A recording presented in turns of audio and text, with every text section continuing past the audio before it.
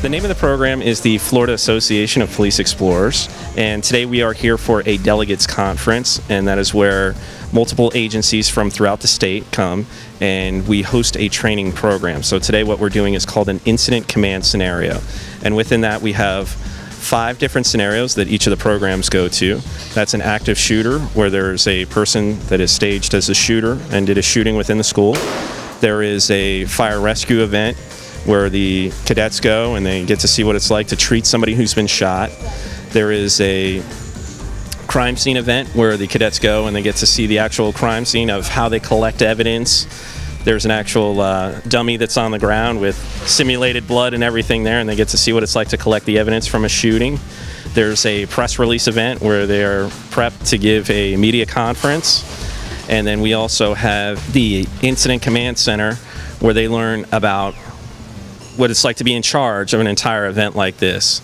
And then the other part is a classroom session where they go through and they get to learn about the dynamics of going in and handling an active shooter situation within a school.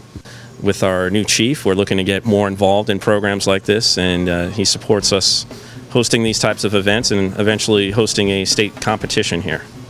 You know, all the people that are in our Explorer programs are extremely dedicated individuals that want to potentially get into a career in law enforcement. And just to give them a little taste of what it's like to really be a police officer and see, these real life scenarios that we've created for them that really, I think that, bring out the best in them. The scenario that we're doing this morning is an active shooter scenario. And what we're teaching the explorers today is how to respond to an active shooter, the correct way to approach it, and how to deal with it. Help! Help!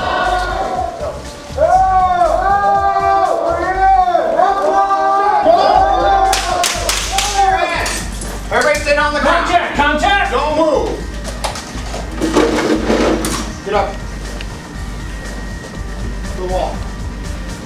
Now you guys secure. Rescue center out for the man who shot that. I'm gonna go check the wounded out in the hallway. Get up. Over here. On your knees. Don't move! Don't move! Don't move. Get up. Wall. On your knees.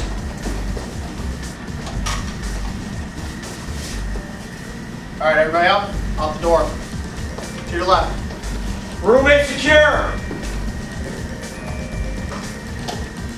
Okay, I'm trying to get them to be totally aware of their surroundings when they come to a scene.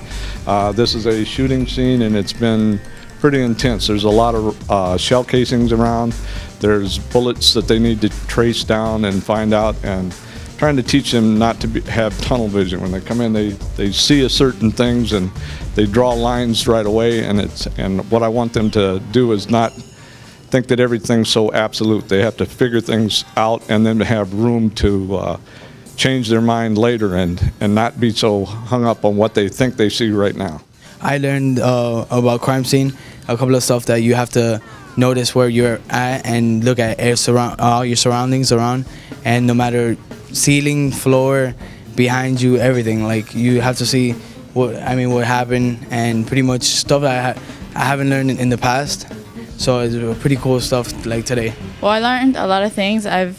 We've done crime scene before, but I learned that also to be aware of all your surroundings, and also that to put markers on everything, so that when we do the paperwork, to write down everything, so that later on when it's brought up, we can refer back to that. And if somebody brings something that's false, we can prove it with the report and all the pictures and take pictures of everything. Basically, this is the parent staging event, where if there's an active shooter event at a school, all the parents would come and we would stage them in a certain area. The kids are supposed to calm the parents down. The parents have all kinds of crazy questions, and they're upset and they want to know what's going on with their kids. And the explorers are here to calm them down and explain to them as much information as they have in order to calm them down and keep everything organized. In this scenario, one of the parents' children is over here in the fire rescue truck and they're being treated. They're supposed to identify that parent and bring them over to the truck and explain to them what's going on, and they're being treated. They're going to be transported to the hospital.